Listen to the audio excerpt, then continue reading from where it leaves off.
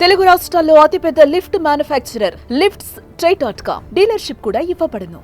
ఉన్మాదం పేట్రేగిపోతుంది. అడుగడుగునా ప్రేమోన్మాదులు, దాడులు, ఏ మూల చూసినా రక్తపు మరకలు. దేశంలో ఇలాంటి ఘటనలు నిత్యకృత్యం. ప్రేమను నిరాకరిస్తే చంపేస్తున్నారు. పెళ్లి కొప్పుకోకపోతే ఊపిరి తీస్తున్నారు. మనుషులు మాట్లాడటం లేదు, కత్తులే మాట్లాడుతున్నాయి. తాజాగా కర్ణాటకలో ఓ అమ్మాయి తనతో పెళ్లికి అంగీకరించలేదని ఓ ఉన్మాది చేసిన దుర్మార్గం నివ్వెరపరుస్తోంది. కర్ణాటకలో దారుణం. పెళ్లికి అంగీకరించలేదని రెచ్చిపోయిన ఉన్మాది యువతి గొంతు కోసి హత్య. అనంతరం ఉన్మాది ఆత్మహత్య. 29 ఏళ్ల అబ్బాయి చేతిలో 20 ఏళ్ల అమ్మాయి దారుణ హత్యకు గురైంది. బలవంతంగా విషం తాగించి చంపాలని చూసిన అతడు ఆమె అంగీకరించకపోతే కత్తితో దాడి చేసి ప్రాణం తీశాడు. ఇంతటి రాక్షసుడిగా ఆ యువకుడు మారటానికి కారణమేంటో తెలుసా? ఆమె పెళ్లికి ఒప్పుకోకపోవటమే. బెల్గావి తాలూకాలోని ఎల్లూరు గ్రామంలో జరిగిన ఈ ఘటన కర్ణాటకలో సంచలనంగా మారింది.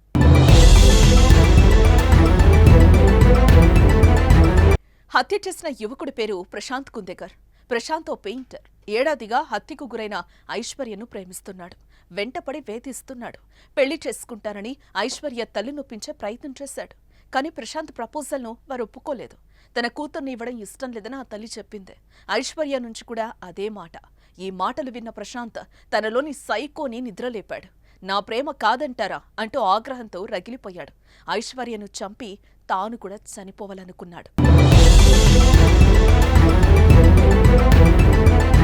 ఐశ్వర్య తన పిన్ని ఇంట్లో ఉందని తెలుసుకుని నేరుగా అక్కడికెళ్లాడు. తనతో పాటు విషం బాటిల్ను కూడా తీసుకెళ్లాడు. పెళ్లి చేసుకోవాలని, లేకపోతే విషం తాగాలని ఒత్తిడి చేశాడు. ప్రశాంత్ చేసిన పనికి ఆమె ఆశ్చర్యపోయింది. ఇంతలోనే తన జోబులో ఉన్న కత్తిని తీసి ఐశ్వర్య గొంతు కోసేశాడు. చంపొద్దని వేడుకున్నా వదలకుండా దాడి చేశాడు.